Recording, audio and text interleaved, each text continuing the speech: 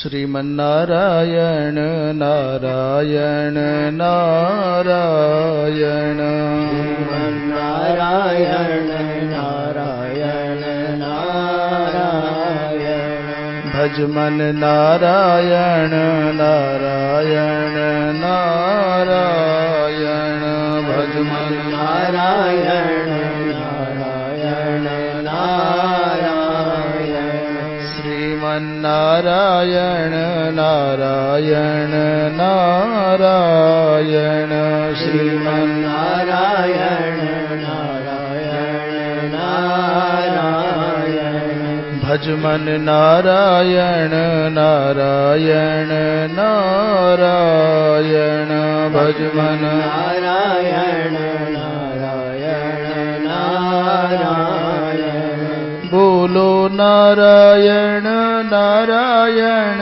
नारायण बोलो नारायण नारायण नारायण गावो नारायण नारायण नारायण गाओ नारायण नारायण नारायण श्रीमन्नारायण नारायण नारायण श्रीमन्नारायण नारायण नारायण भजमन नारायण नारायण नारायण भजमन नारायण नारायण नारायण बोलिए वृंदावन बिहारी लाल की जय धर्म की जय हो अधर्म का नाश हो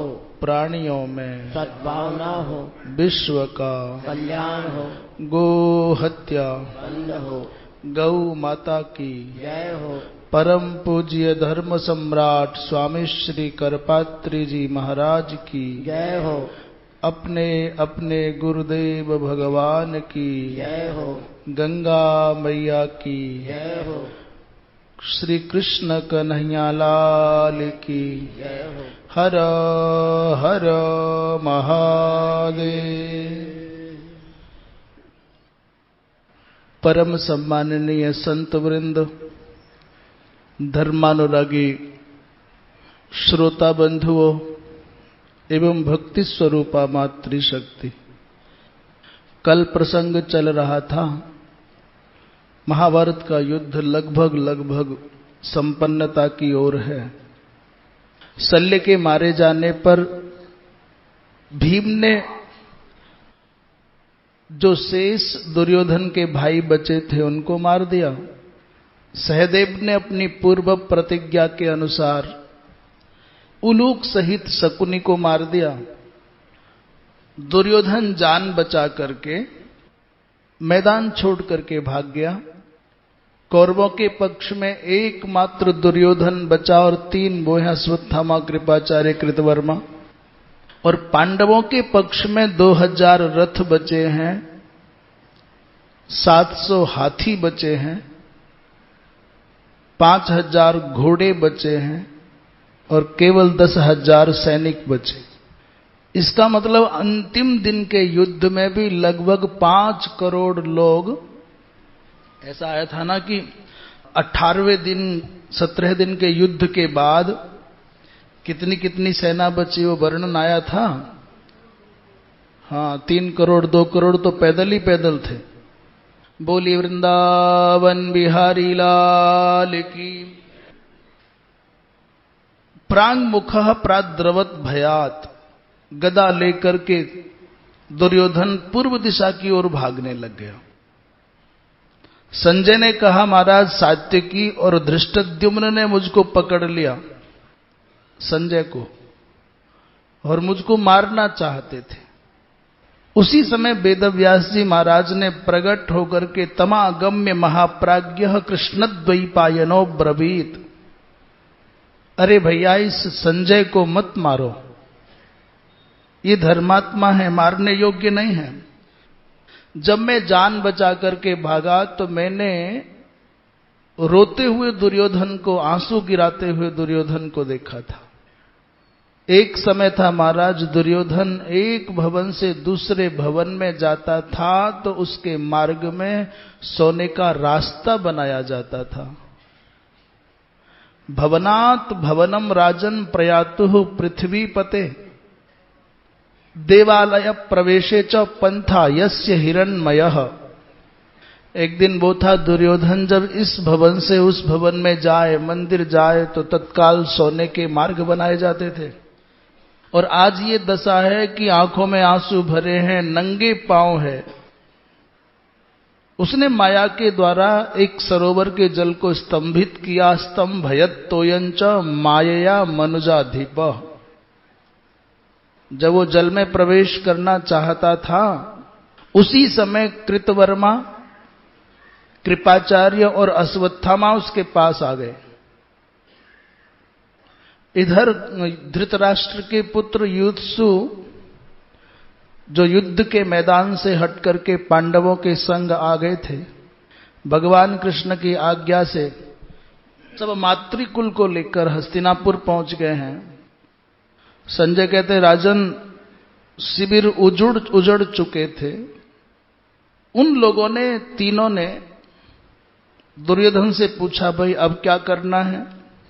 कृतवर्मा, कृपाचार्य, अश्वत्थामा के साथ में जो संवाद हुआ है, उस समाचार को जंगली लोगों ने, व्याधों ने पांडवों को जाकर के बता दिया। और पांडव भी उस सरोवर के पास में पहुंच गए। धर्मराज ने उलाहना दिया। धर्मराज ने कहा, समग्र वंश को विनाश की आग में झोंक करके डरपोक दुर्योधन, तुमने आज अपनी मां के दूध को लजा दिया। निर्लज्ज, डर करके सरोवर में छुप गए हो। अरे तुम्हारा वो दर्प कहां है? तुम्हारा मित्र कर्ण कहां गया? क्वच ते तत्पौरुषम यातं क्वच मानस योधन। दुर्योधन ने कहा कि मैं डर करके भागने वाला नहीं हूं, विश्राम करने आया हूं। मैं बंधुहीन होकर के राज्य नहीं, वनवासी हो जाऊंगा। मृग चर्म पहन करके तप करूंगा। राजन, ये धरती तुम्हारी हो गई, तुम इसका भोग करो। ऐसाते पृथ्वी राजन भुंक्ष्व इनाम विगत ज्वरः।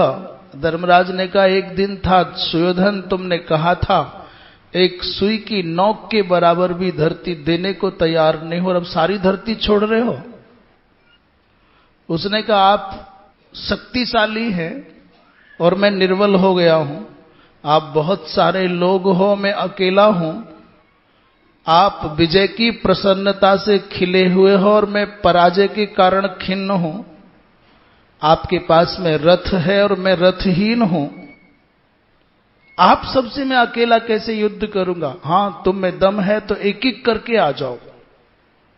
मैं भयभीत नहीं हूं, घायल हूं, पर फिर भी तुम्हारे सबके लिए अकेला पर्याप्त हूं। अचानक न जाने क्या हुआ, बिना परामर्श किए धर्मराज ने कह दिया कि हम पांचों में से किसी एक को चुन ले।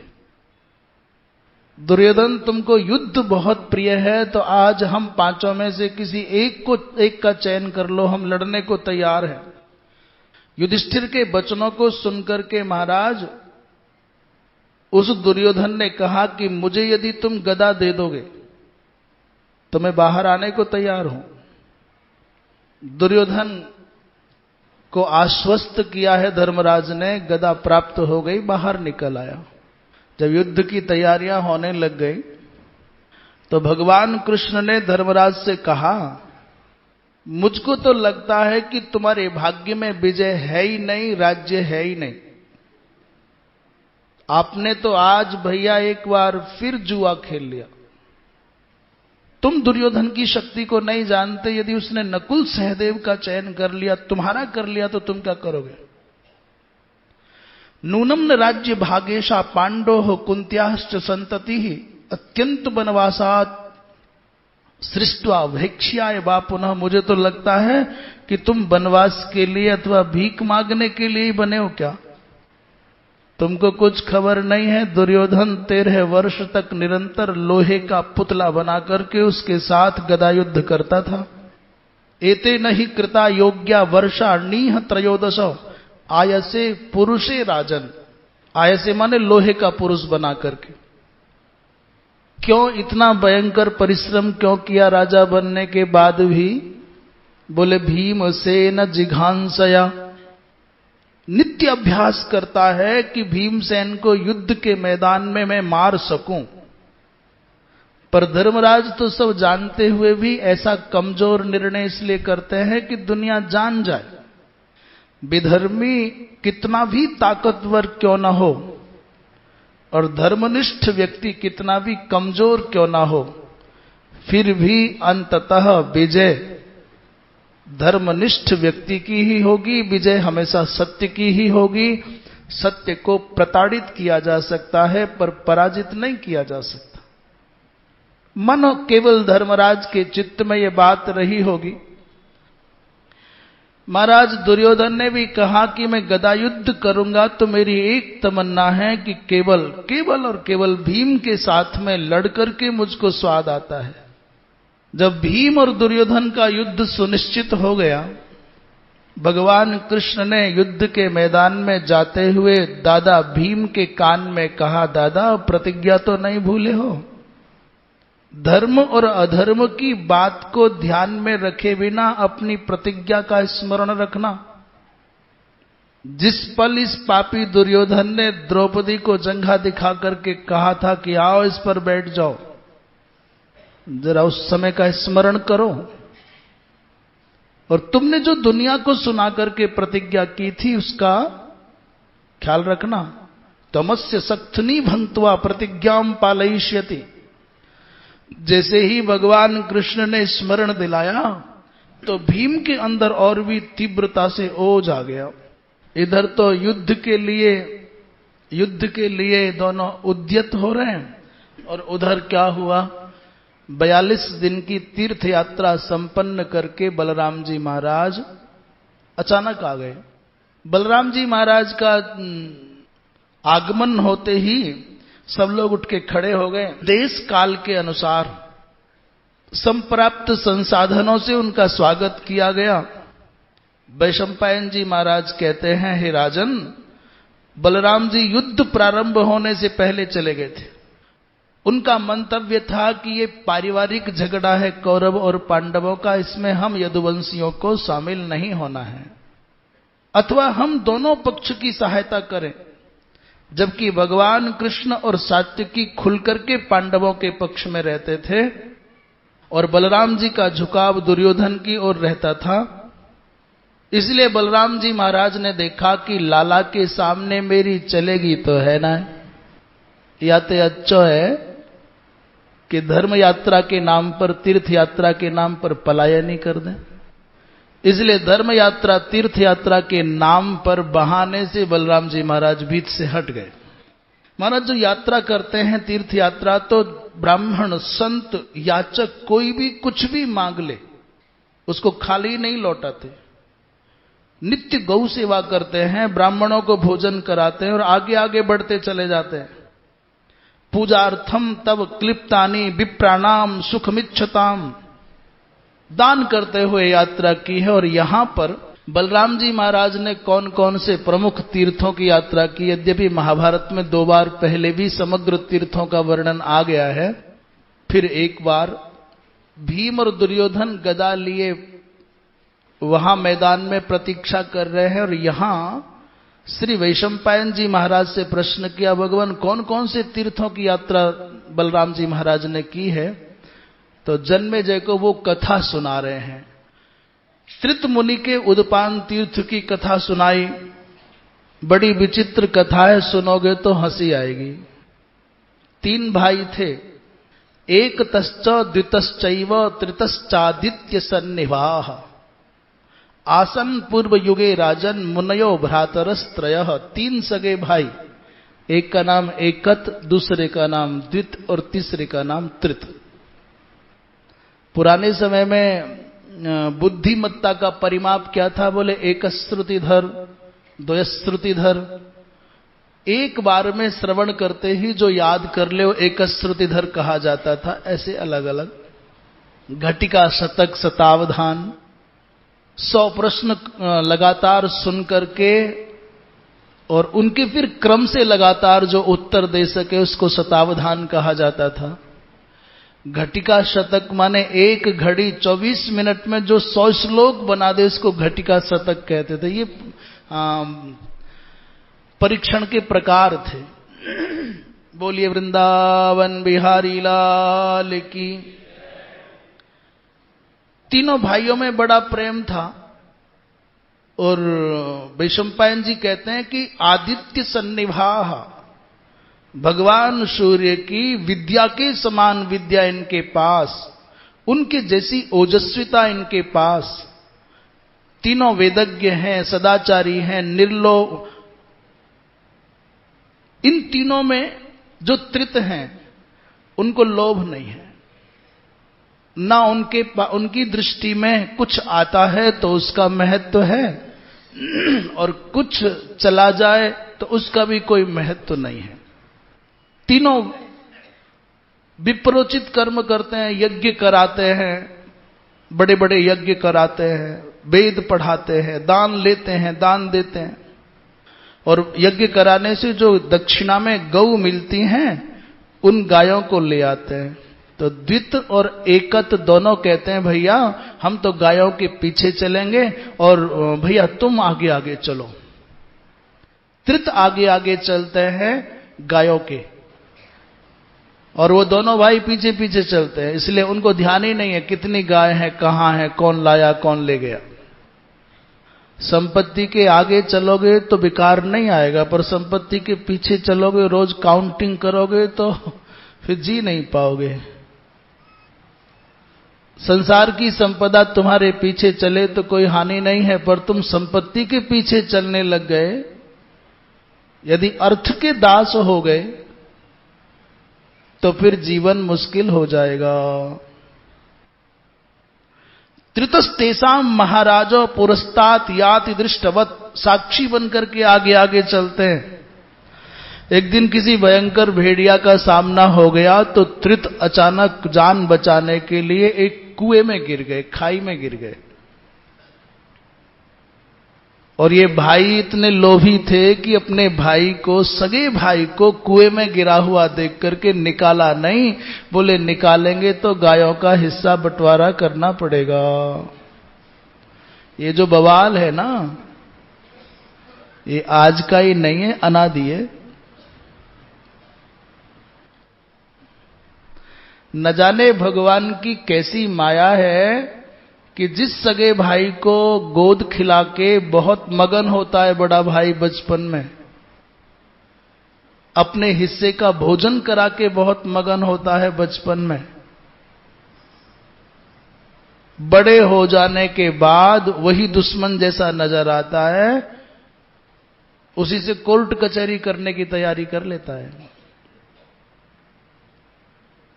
कुछ लोगों का ऐसा मानना है कि एक थाली में भोजन कर लेंगे, एक पत्तल में भोजन कर लेंगे, एक आसन पर बैठ जाएंगे तो प्रेम हो जाएगा।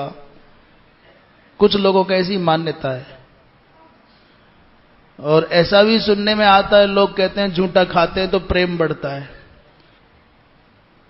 एक पत्तल में भोजन कर लिया, झूठा खा लिया, एक दूसरे को ले दे करके खिला दिया,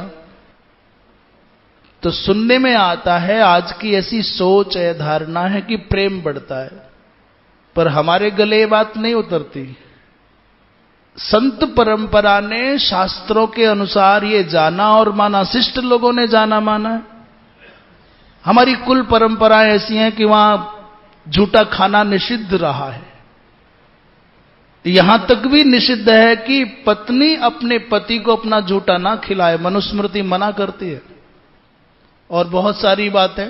हमको लगता है कि दो सगे भाई बहन 4-5 हो एक घर में, एक ही माता पिता की संतान हो, बचपन एक ही बिस्तर पर सोते सोते गुजरता है, लड़ते झगड़ते भी हैं पर प्रेम खत्म नहीं होता।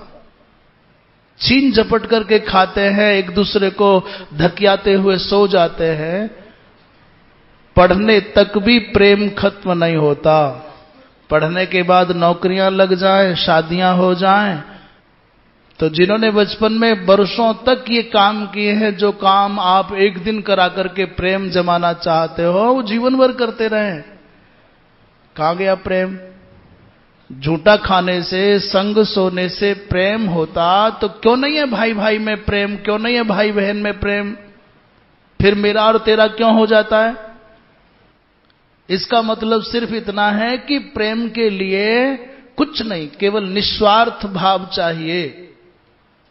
प्रेम के लिए केवल विश्वास की आवश्यकता है, निष्कपटता की आवश्यकता है। आपके मन में कपट आएगा, स्वार्थ आएगा और भ्रम मन में बैठ गया तो तुम प्रेम नहीं कर पाओगे, न भाई से कर पाओगे, न पति से कर पाओगे, न पत्नी से कर पाओगे, न पिता से कर पाओगे। बचपन में रहे तो न भ्रम था, न स्वार्थ था, न कपट था, इसलिए लड़ते झगड़ते भी, खाते पीते भी प्रेम था। और बड़े हो गए तो स्वार्थ आ गया, मेरा घर तेरा घर, मेरी पत्नी तेरी पत्नी, मेरे बच्चे तेरे बच्चे, तेरे पास इतना पैसा, मेरे पास, तेरा काम बड़ा मेरा काम छोटा। इस धरती की समग्र संपत्ति को भी लुटा दे, सब कुछ दांव पर लगा दे, पर प्रेम मिल जाए तो भी सस्ता है। आत्मीयता मिल जाए तब भी सस्ती है, संबंध बचा रहे तब भी सस्ता है। ऐसे ही खाली आना है, खाली ही जाना है, फिर बवाल किस लिए? ये जो भाइयों का बवाल है अनादि है, ये गायों पर ही मर गए और बड़े अच्छे महात्मा बताए जा रहे हैं। तो ये कथा क्या संकेत कर रही है कि लोभ की वृत्ति, काम की वृत्ति, क्रोध की वृत्ति, ईर्ष्या द्वेष की वृत्ति कहीं पहुंच जाना पीछा नहीं छोड़ेगी। सावधानी बरतनी है। जो बच गए हैं उनका जीवन सुख से गया, आनंद से गया है, और जो इस आग में झुलस गए हैं वो ना अपने काम के रहे, ना समाज के काम के रहे। बेचारे त्रित ने बहुत आवाज लगाई, भैया बचाओ, भ्रातृभ्याम पशुलुब्धाभ्याम उत्सृष्टः स महातपाः। गायों के लोभी भाइयों ने अपने सगे भाई को गड्ढे से नहीं निकाला,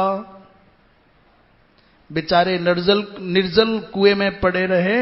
और त्रित ने क्या सोचा, संकल्प कर लिया, मानसिक भाव से यज्ञ करना प्रारंभ कर दिया। संकल्पित यज्ञारंभ करने लग गए। देवगण पधार गए और देवताओं ने प्रसन्न होकर के इनको बाहर निकाला।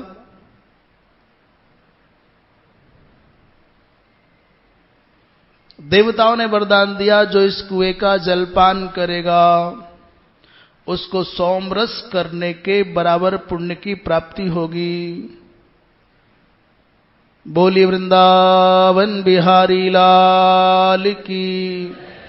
ऐसे ही मां सरस्वती के 7 रूप हुए हैं, सुप्रभा, कांचना, विशाला, मनोरमा, सुरेणु,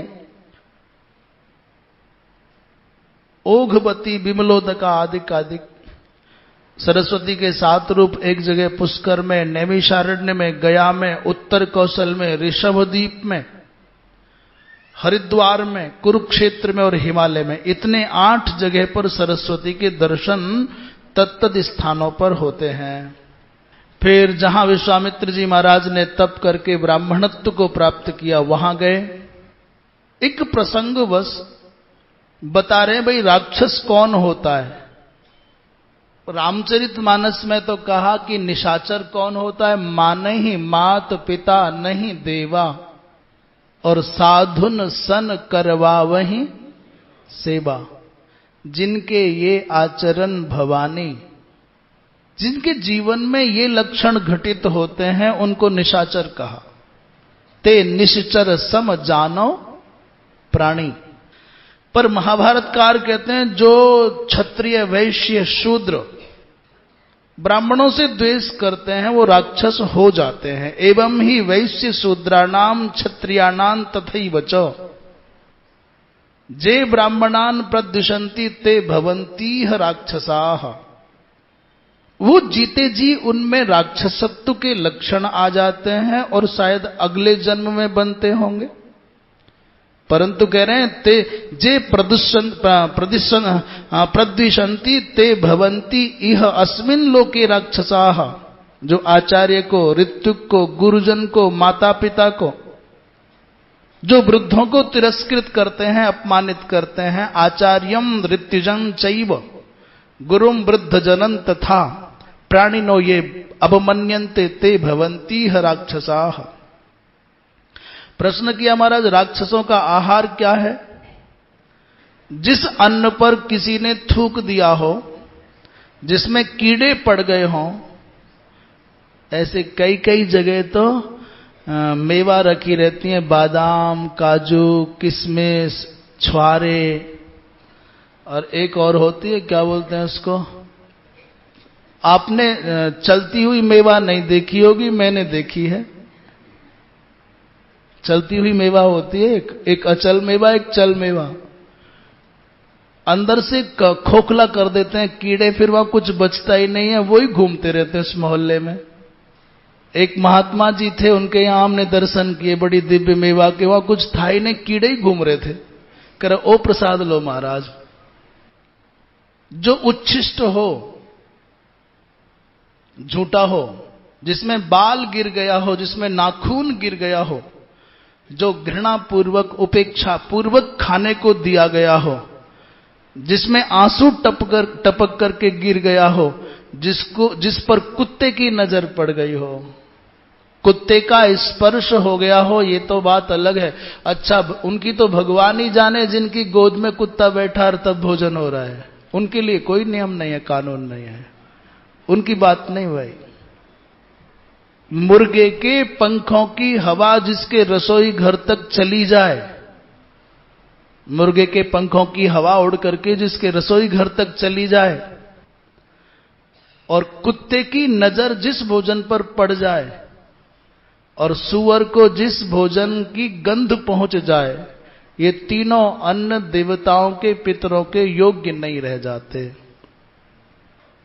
सूकर इतनी दूर रहे कि जहां तक हमारे निर्मित भोजन की गंध ना पहुंचे, कुत्ता इतनी दूर रहे जहां से उसकी नजर ना पहुंचे, और मुर्गा उतनी दूर हो जहां से उड़ करके उसके हवा की, पंखों की हवा ना आ पाए। कुत्ता की नजर पड़ गई हो, शूकर ने सूंघ लिया हो, मुर्गे के पंख की हवा लग गई हो, ये सब राक्षसों को ही मिलता है, देवताओं को नहीं जाता, पितरों को नहीं जाता, आपके अंदर भी नहीं लगता, जाए भले ही आपके अंदर। अर्थात उस भोजन के द्वारा दैवीय संपत्ति की वृद्धि नहीं होगी, आसुरी संपत्ति की वृद्धि आपके अंदर होगी, ये भाव है।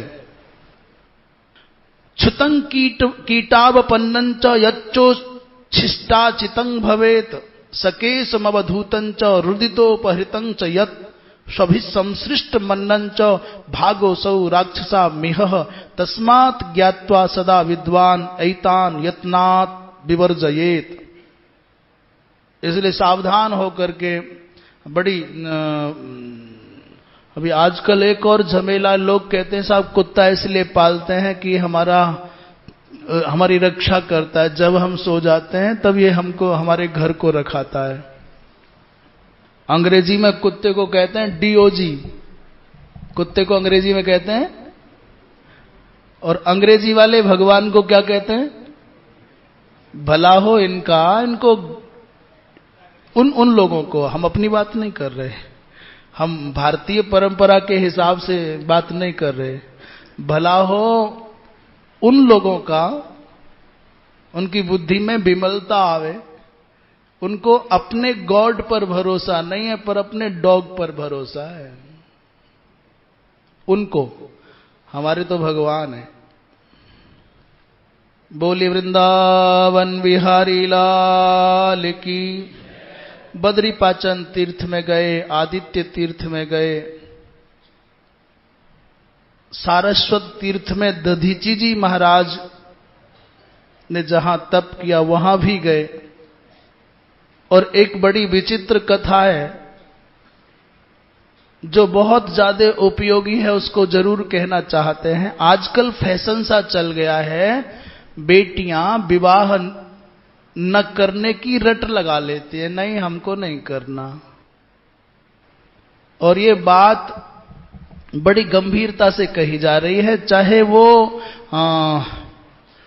व्यापार के क्षेत्र में रहने के कारण ऐसा करने लग जाए, चाहे सेवा के नाम पर ऐसा करने लग जाए, चाहे साधना के नाम पर ऐसा करने लग जाए कि साध्वी बन जाएंगे, ऐसा सोच करके ऐसा करने लग जाए।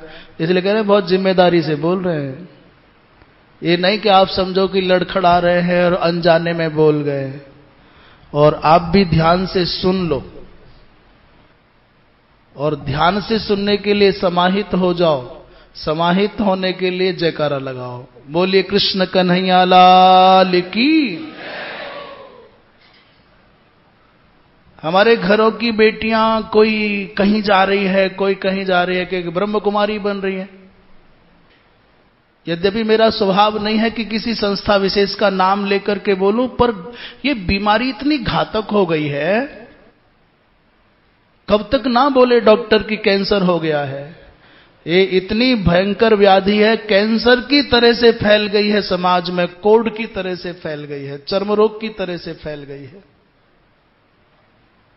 और जो माताएं संतों के संग रह करके साध्वी जैसे बन जाने लग गई हैं, वो ढूंढ लेती हैं, जैसे पुरुष अपनी सेवा के लिए पुरुष चेला ढूंढ लेता है, वो भी बहला फुसला करके चेलियां ढूंढ लेती हैं, तो 2-4 की जिंदगी और दांव पर लगा देती हैं। एक कथा है महाभारत में, ऐसा लिखा है कि जब तक स्त्री का विवाह नहीं होगा वो असंस्कृत होगी। जैसे पुरुष अधिकारी होने पर यज्ञोपवीत संस्कार नहीं कराएगा तो वो अनधिकारी होता है, यज्ञ नहीं कर सकता। यहां तक भी है कि वो समुचित पद्धति का आश्रय नहीं लेगा, किसी ब्राह्मण आदि के द्वारा नहीं कराएगा तो तर्पण आदि का भी अधिकारी कैसे करेगा, कैसे करेगा? सभ्य अपसभ्य वो। तो जैसे ब्राह्मण क्षत्रिय वैश्य कुल में जन्म प्राप्त हो गया सौभाग्य से पिछले जन्म के पुण्य के द्वारा, और उसने जनेऊ नहीं कराया, तो भैया वो हवन आदि का अधिकारी नहीं, वेद पढ़ने का अधिकारी नहीं। सह शूद्रवद बहिष्कार्य सर्वस्मात् द्विज कर्मणः। वो द्विज कुल में हो सकता है पर द्विजोचित सम्मान का अधिकारी नहीं होगा,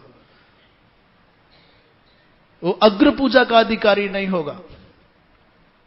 ऐसे ही जिसका भी विवाह नहीं होगा, मातृकुल में पैदा हुई है और विवाह नहीं हुआ तो वह असंस्कारित है। अभी ये सब खत्म हो गया, कन्या का रसोई में प्रवेश नहीं होता था जब तक विवाह नहीं होता था, और पुराने लोग अपनी बच्चियों के हाथ का भोजन नहीं करते थे,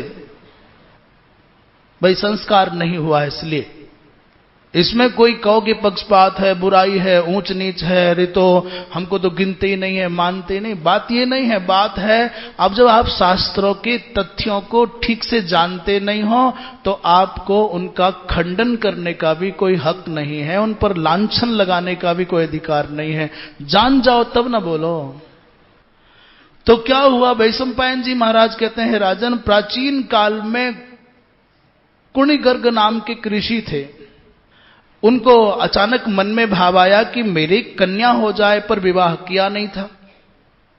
इसलिए मानसिक संकल्प मात्र से मन साथ सुताम शुभ्रूम समुत्पादितवान विभु, ऋषि ने मानसिक संकल्प से कन्या प्राप्त कर ली। महात्मा जी का जीवन वार्धक्य की ओर गया और एक दिन जैसा कि सुनिश्चित है वही हो गया, पिताजी विदा हो गए। पिताजी के सामने भी वो तपस्या करती थी, उसने विवाह नहीं किया, और पिताजी के जाने के बाद बुढ़ापा आ गया, विवाह नहीं किया, दुर्बल हो गई। वार्धकेन च राजेंद्र तपसा चैव कर्षिता, अत्यंत वृद्ध हो गई।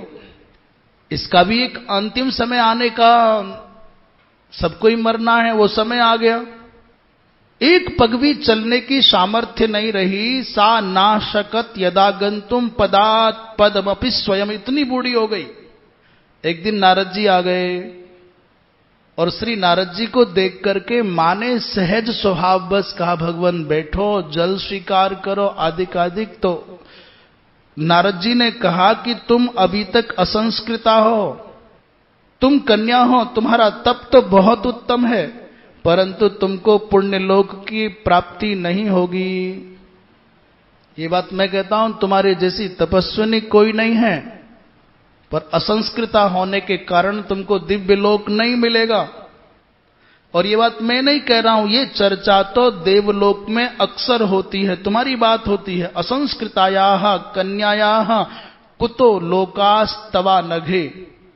उस वृद्धा तपस्विनी कन्या ने शास्त्र मर्यादा का चिंतन किया और नारद जी के वचनों पर विचार किया तो समझ गई बात तो सत्य है।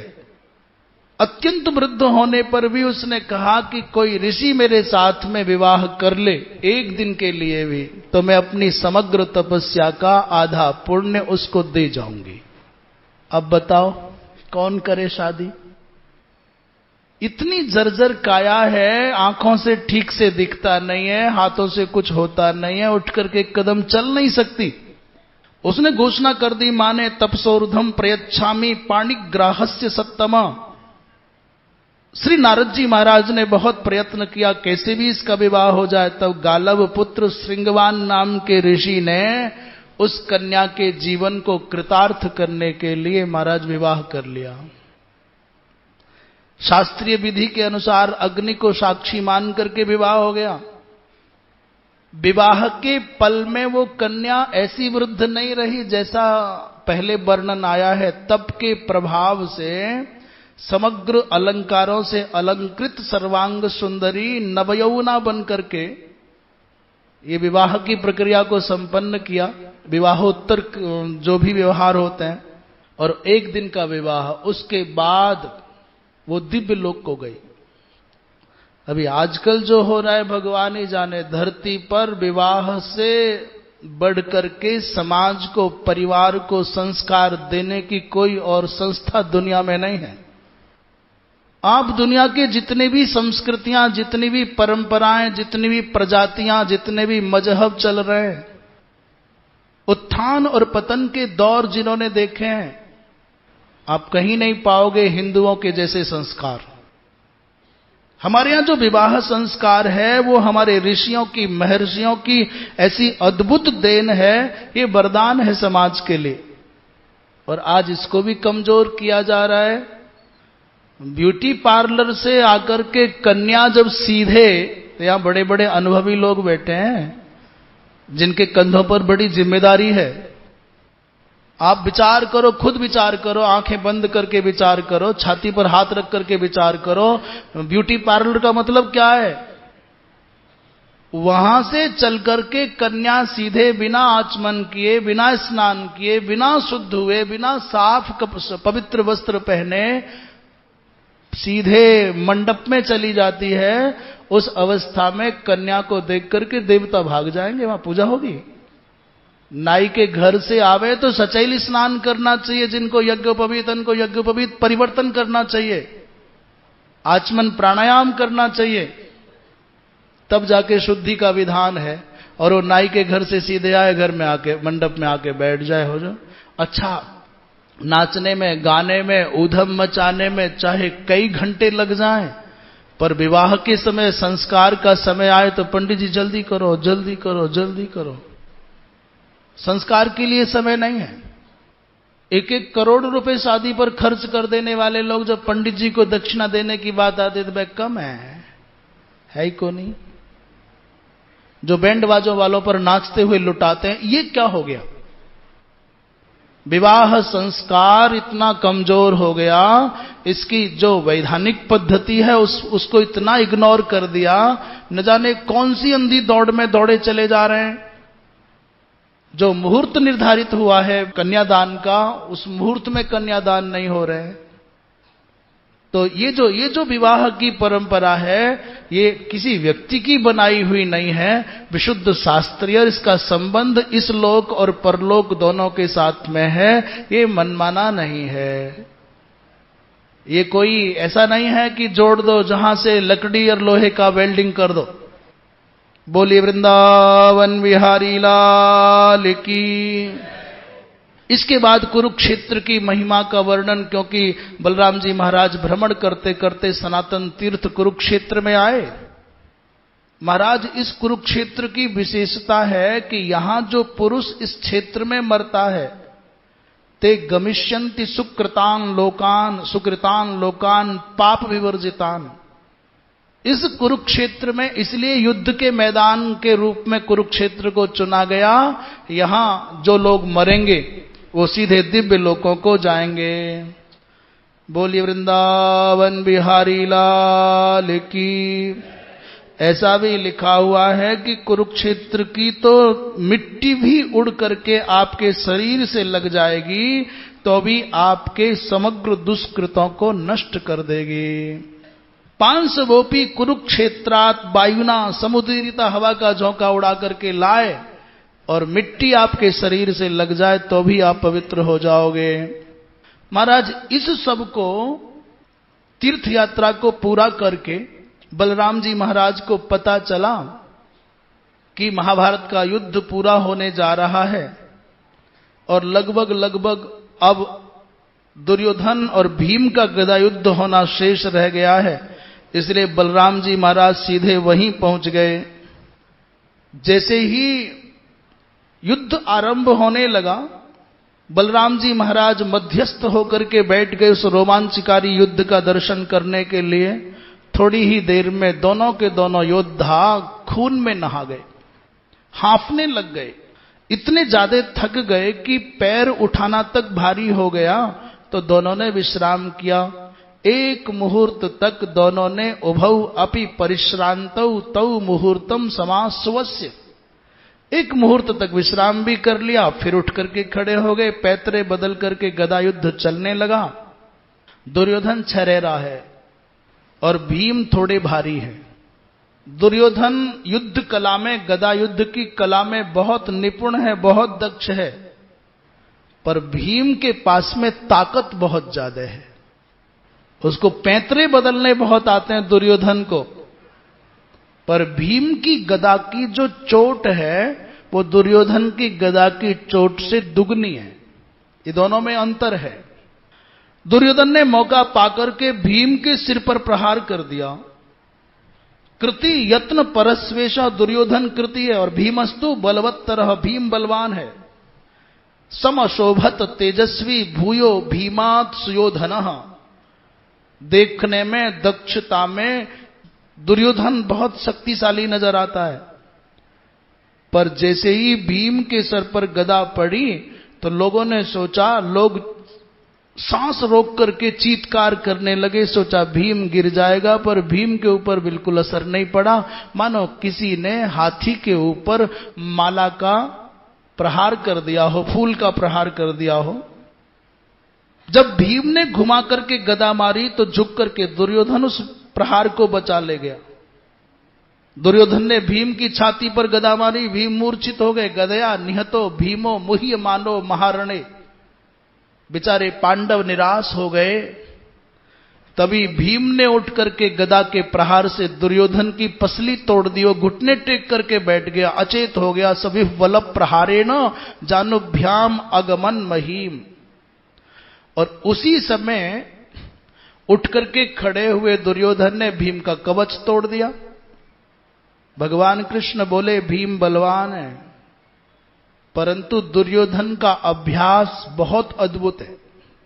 बिना माया के आश्रय के भीम दुर्योधन को नहीं मार सकता। तस्मान माया मयम भीम आतिष्ठतु पराक्रमम।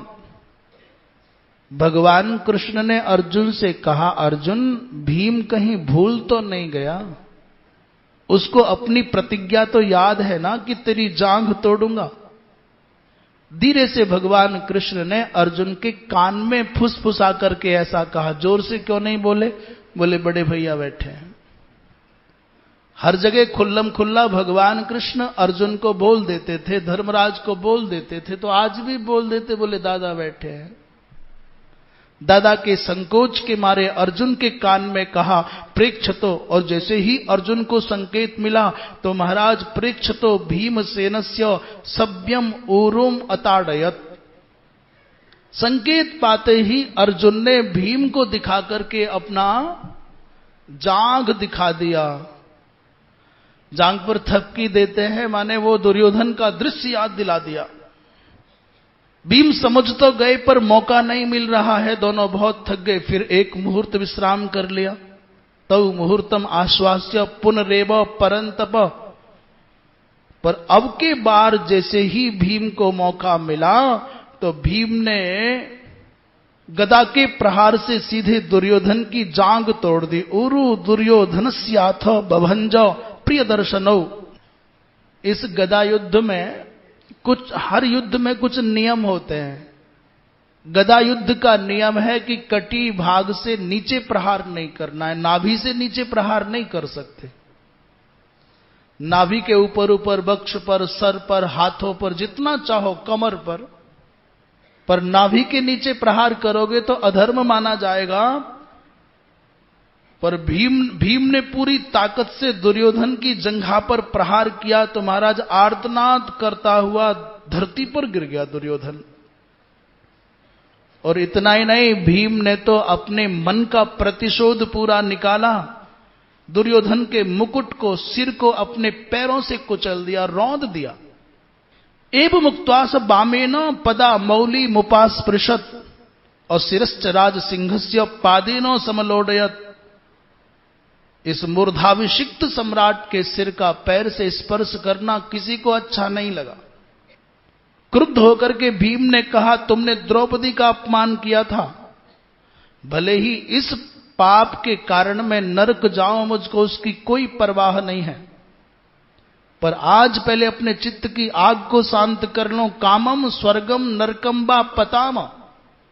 युधिष्ठिर ने बहुत मना किया, भीम ये चाहे जो हो, है तो अपना भाई, तुम सिर को मत ठुकराओ। मां सिरोस्य पदा मार दी ही मां धर्मस्ते तिगो भवेत। परंतु धर्मराज की एक बात भीम ने नहीं माने। धर्मराज रोने लग गए, बंधु विहीन हो गए, विधवा स्त्रियों के विलाप तीव्रतर हो गए।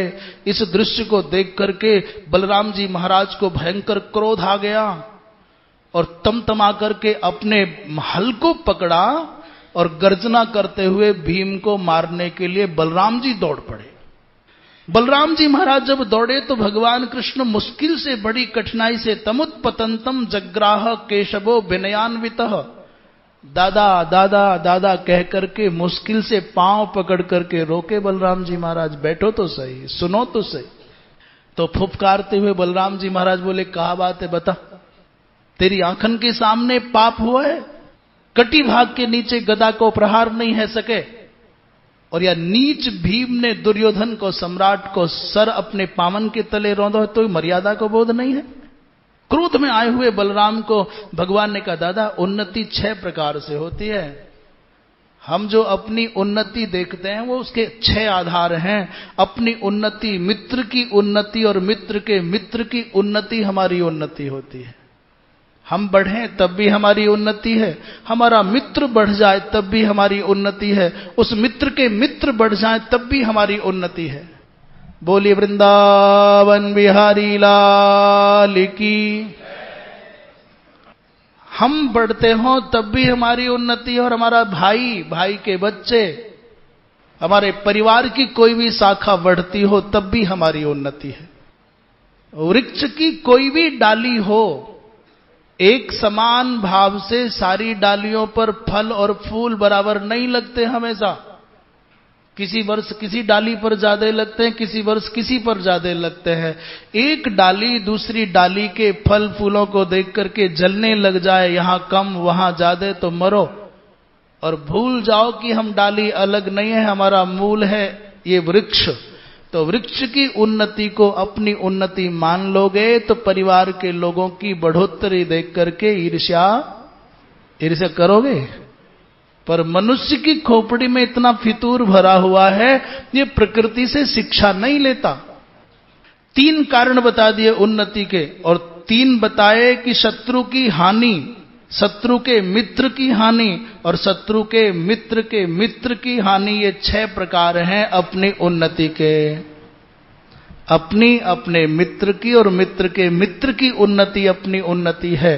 शत्रु की हानि, शत्रु के मित्र की हानि, शत्रु के मित्र के मित्र की हानि, ये अपनी उन्नति है। दादा आज तुमको धर्म दिखाई दे रहा है ना, पांडवों से बात शुरू नहीं की, मन में थोड़ी भावुकता जगाने के लिए भगवान कृष्ण सीधे कुंती बुआ तक ले गए। दादा आपको बुआ कुंती याद है ना, उस बिचारी ने कितनी कठिनाई से इन छोटे छोटे बच्चों को कैसे जीवन रक्षा की, इनकी छला गया, दुख दिए। तुमको याद है ना कितना आंसू गिराए थे आपने जब लाक्षागृह की आग में पांडवों को जलने का समाचार आपको मिला था। बुआ कुंती ने रो रो करके आपका वक्ष जब गीला कर दिया था तो क्या कहा था आपने, याद है ना। बलराम जी महाराज भगवान कृष्ण के सामने जाते बोलते बालते नहीं, हाँ हाँ करने चुप हो गए, बेचारे गुस्सा ठंडा हो गया। क्योंकि बलराम खुद कहते थे कि बुआ तू चिंता मत कर, मैं तेरे पुत्रों के अपमान का बदला लूंगा। और दादा एक बात तो बताओ, तुम अपनी प्रतिज्ञा कर लो, मैं आपसे पूछता हूं, तुमने कोई प्रतिज्ञा करी हो तो उसे तोड़ सकते हो, छोड़ सकते हो क्या? दादा बोले ना। तो फिर भीम की भी तो प्रतिज्ञा है। दादा यदि किसी एक अबला को भरी सभा में नग्न किया जाना धर्म है, तो फिर उस दुष्ट व्यक्ति की, उसको किसी अबला को जंघा दिखाना यदि धर्म है, तो फिर दादा वैसी गंदी जंघा को तोड़ देना भी धर्म ही है। फिर किस बात का धर्म रह गया, कैसा पाप रह गया? एक बेचारे अभिमन्यु को इन दुष्टों ने घेर करके मारा था, तब धर्म कहां था?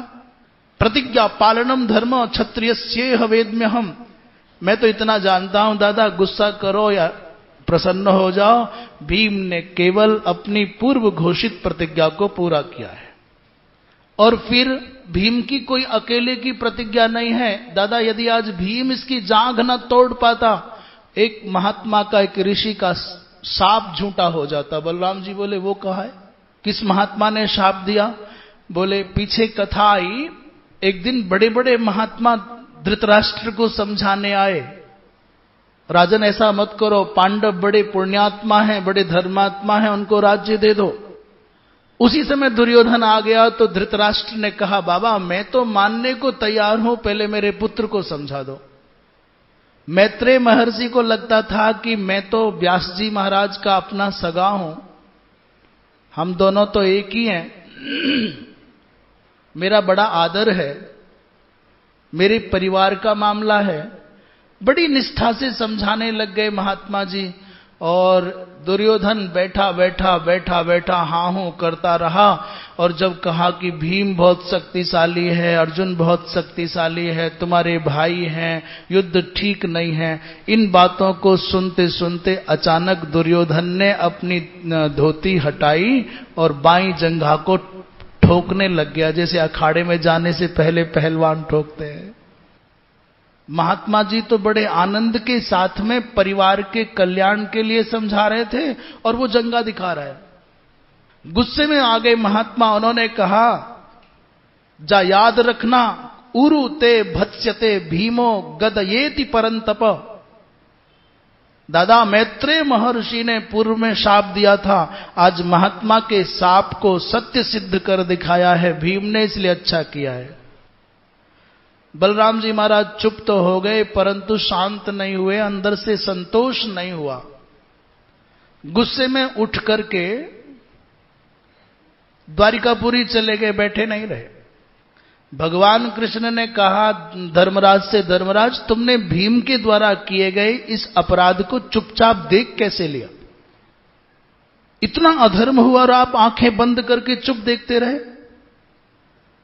धर्मराज ने कहा माधव सच बताओ, मेरे भी मन में ये गिलानी है, ये अच्छा नहीं किया भीम ने।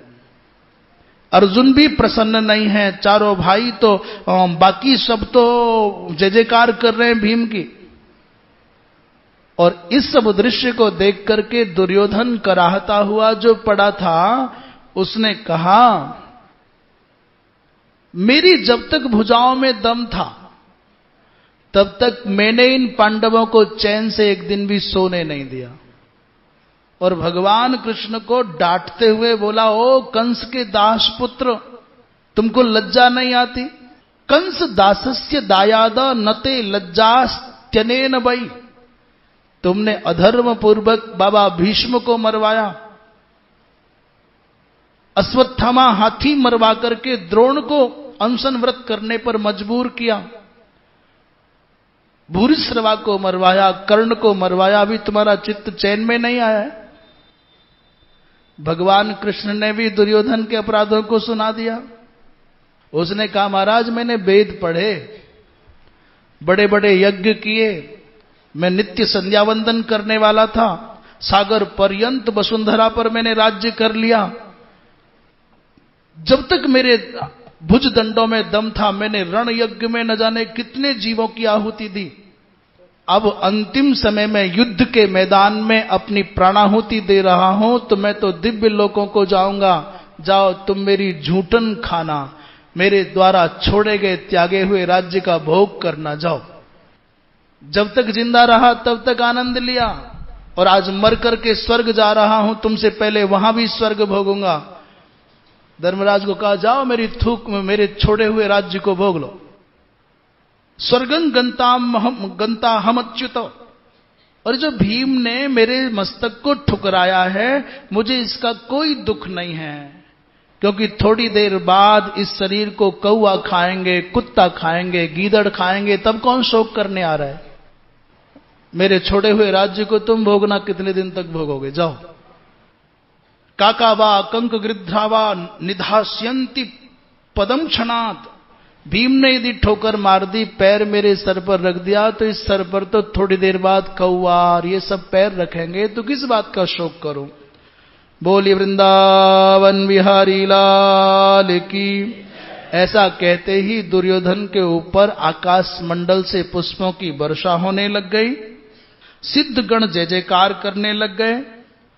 उदास पांडव बैठे थे, भगवान बोले यदि मैंने माया का आश्रय ना लिया होता तो तुमको कभी स्वप्न में भी विजय नहीं मिलती। यदि नैवम विधम जातु कुर्याम जिम्भ महम रणे, तो कुतो वो विजयो भूयः कुतो राज्यम कुतो धनम। भगवान ने सांत्वना दी, तुमको दोष नहीं लगेगा, ये मेरी वजह से ऐसा हुआ है। इसके बाद सब पांडव, दुर्योधन तो चला गया स्वर्गलोक, पांडव अपने अपने रथों पर बैठ करके शिविर की ओर आने लग गए। आज एक विचित्र घटना घटी। भगवान ने बड़े रूखे से भाव से, थोड़ा कर्कश सा होते हुए कहा कि पार्थ नीचे उतर जा जल्दी। अर्जुन को यह स्वाद बड़ा अटपटा लगा, उसको लग रहा था कि आज तो मैं विश्व विजेता बन गया हूं, आज मालाएं पड़ेंगी, स्वागत सत्कार होगा, जय जयकार होगी, पर यहां तो गड़बड़ है। अर्जुन ने कहा गोविंद आप सारथी हो, मैं रथी हूं, और नियम यह है कि पहले सारथी उतरता है फिर रथी उतारा जाता है, और आज दिन तक लगातार आपने उसी नियम का पालन किया है। आज क्या बात है, आपके स्वर में स्नेह नहीं है, आत्मीयता नहीं है, सम्मान का भाव नहीं है। भगवान ने कहा जो मैं कहता हूं वो तुरंत करो, नीचे उतर जा, डपटते हुए कहा। और जैसे ही निराश से होकर के, उदास से होकर के अर्जुन चुपचाप उतरे, उतनी ही देर में एक ही पल में ध्वजा पर बैठे हुए कपिराज भी अंतर्ध्यान हो गए। भगवान के रथ के पहियों पर जो शेष नाग के द्वारा प्रेषित नाग थे वो सब चले गए। उस रथ के संरक्षक जितने सिद्ध चारण आदि थे सब चले गए। और जैसे ही भगवान कृष्ण उस रथ से उतरे तो अचानक सारा का सारा रथ जल करके खाक हो गया, सदग्धो। जब वो जल गया तो आश्चर्यचकित रह गए सब पांडव। लोगों ने पूछा गोविंद ये क्या हुआ। भगवान ने कहा ये तो भैया कब का जल करके भस्म हो चुका था। मेरी प्रतिज्ञा थी अर्जुन को एक ही रथ के द्वारा विजय दिलानी है, इसलिए मेरे संकल्प के बल से रुका हुआ था। भगवान कृष्ण ने धर्मराज से कहा कि राजन मैंने उपप्लव नगर में मधुपर्क देकर आपसे कहा था कि मैं अर्जुन को एक ही रथ के द्वारा, एक ही धनुष के द्वारा विजयी बना करके सुरक्षित लाऊंगा। ये अर्जुन आपके हाथों में है, इसे संभालो। पांचों पांडव भगवान कृष्ण ने माता कुंती को सौंप दिए हैं। और आज जब आनंद के वातावरण में शयन करने की बात आई तो भगवान ने कहा नहीं, आप लोग यहां नहीं सोओगे अपने शिविरों में। ओघवती नदी के किनारे पर अलग से शिविर बनाए गए, पांडव वहां सोने जा रहे हैं। धर्मराज ने अर्जुन ने भगवान से कहा, गोविंद कहीं माता गांधारी क्रुद्ध होकर के हमको अपनी शापाग्नि में जला ना दे, इसलिए पहले आप हस्तिनापुर जाकर के माता गांधारी के क्रोध को शांत करो। भगवान कृष्ण को पांडवों की कितनी परवाह है। जब भगवान कृष्ण पहुंचे हैं तो उससे पहले धृतराष्ट्र और गांधारी के पास में श्री व्यास जी महाराज बैठे हुए हैं। भगवान कृष्ण ने व्यास जी के सामने व्यास जी को नमन किया, गांधारी को, धृतराष्ट्र को नमन किया और धृतराष्ट्र के दोनों हाथ पकड़ करके भगवान ने अपने सर पर रख लिए और जोर जोर से अचानक रोने लग गए। कुछ सीख लो भगवान से। जब सत्यभामा के पिता माने सत्यभामा के पिता मतलब समझ गए, कथा कुछ दूर पहुंच गई। सत्राजित को सतधन्वा ने मार दिया। सत्यभामा अपने पिता के शरीर को तेल के कढ़ाई में रख करके भगवान के पास हस्तिनापुर पहुंच गई, रोने लग गई। ऐसा हो गया तो भागवत जी में लिखा है कि कृष्ण और बलराम का इतना सा भी मन नहीं था रोने का, परंतु कहीं सत्यभामा रूठ ना जाए इसलिए भगवान ने नाटक करके आंसू गिराए। हाय हाय, तुम्हारे नहीं आज मेरे पिताजी गए।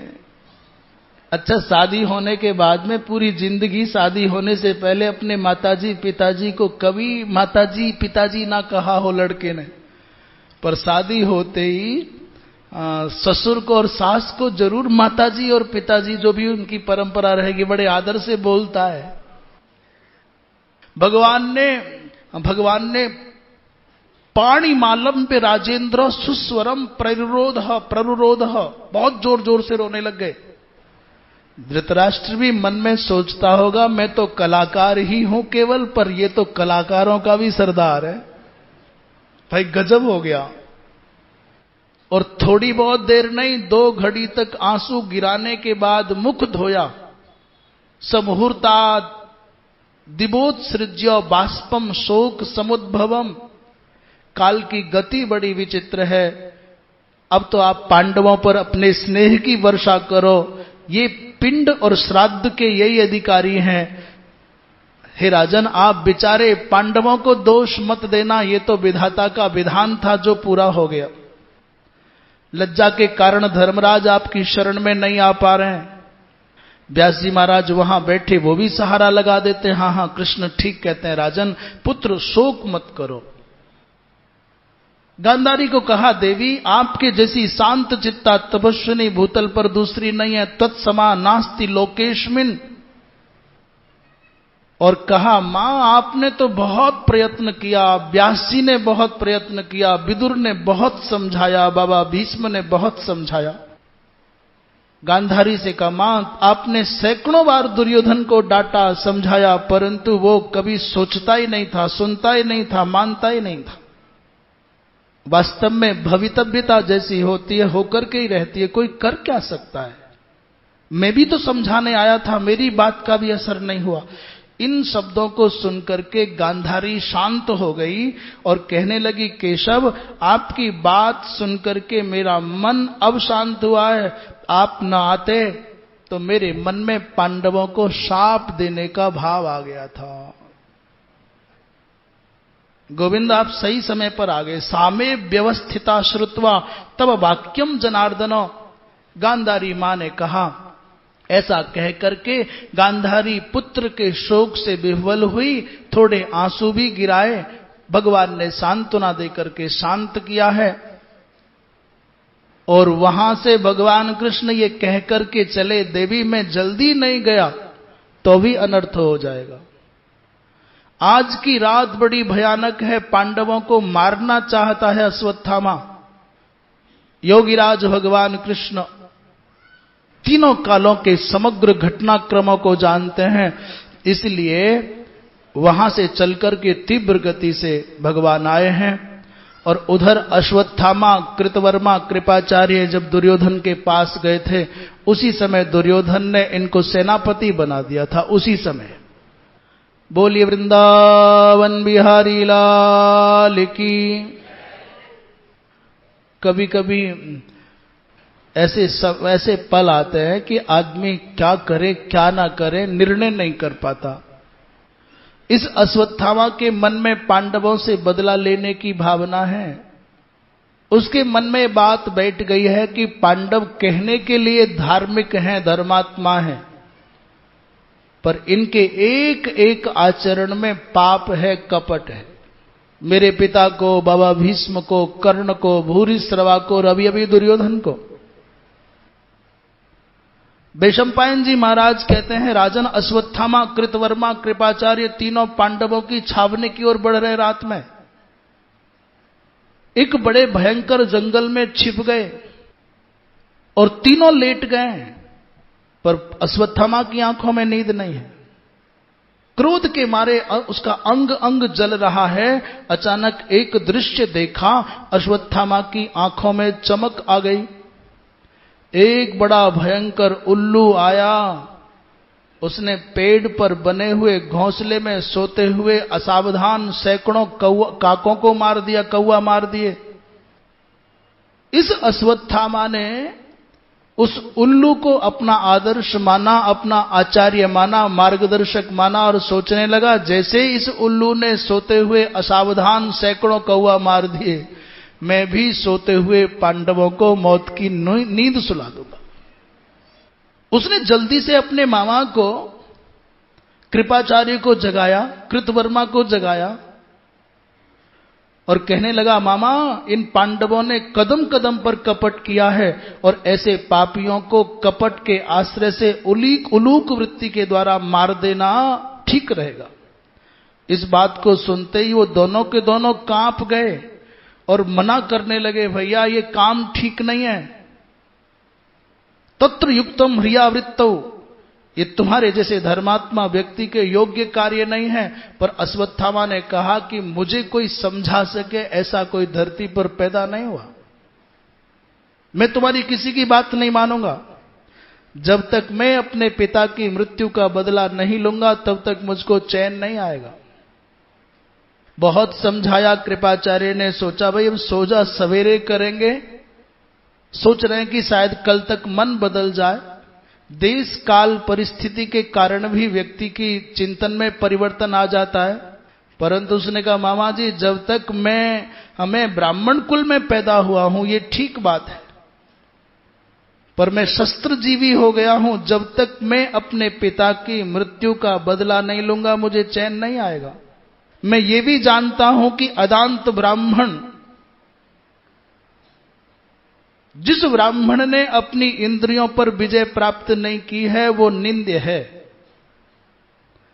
और जो क्षत्रिय निस्तेज हो गया है, जो अन्याय का विरोध करने की शक्ति नहीं रखता है, वो भी क्षत्रिय निंद्य है। और जो वाणिज्य कला कौशल से हीन हो गया है वो वैश्य निंद्य है। और जिस शूद्र में सेवा का भाव नहीं रह गया है वो शूद्र निंद्य है। अदांतो ब्राह्मणो असाधु और निस्तेजाह क्षत्रियो धमः अदक्षो निंद्यते वैश्यः शूद्रश्च प्रतिकूलवान। मैं जानता हूं सब कुछ, परंतु जब तक मैं अपने पिता की मृत्यु का बदला नहीं लूंगा मुझे चैन नहीं आएगा।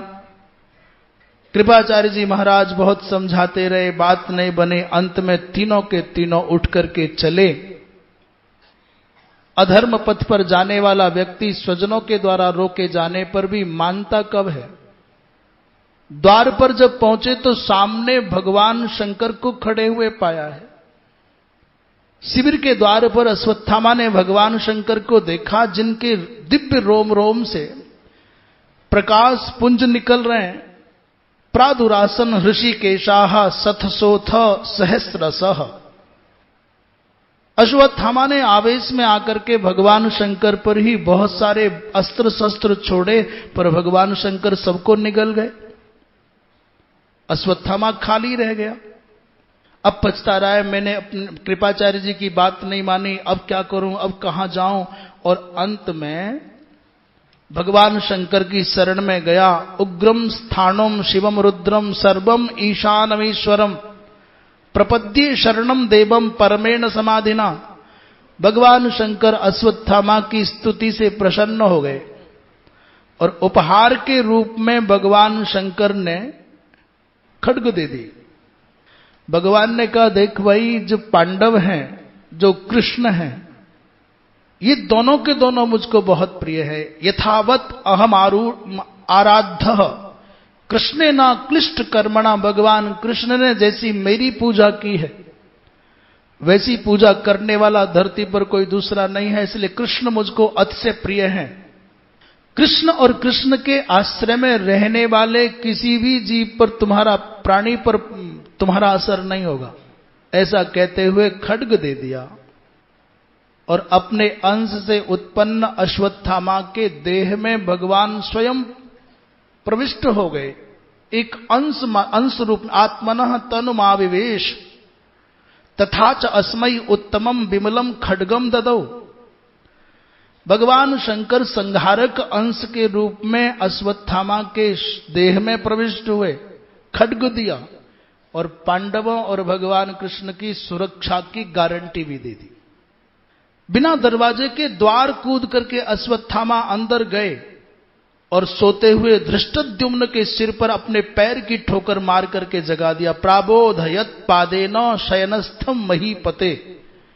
बड़ा भयंकर अंधकार था, बाल पकड़ करके धरती पर खींचा और गिरा करके उसकी छाती और गले को दबा दिया। बेचारे धृष्टद्युम्न नींद के असर में थे, डर के मारे कांप रहे थे, आक्रांत होते हुए, छटपटाते हुए, चीखते हुए, आर्तनाद करते हुए महाराज कब मर गए पता ही नहीं चला। लोगों ने समझा कोई भूत प्रेत आ गया है। भूतम एवं अध्यवश्यंतो। उत्तमौजा को मारा, शिखंडी को मारा, द्रौपदी के 5 पुत्र लड़ने के लिए बाण वर्षा करते हुए आए।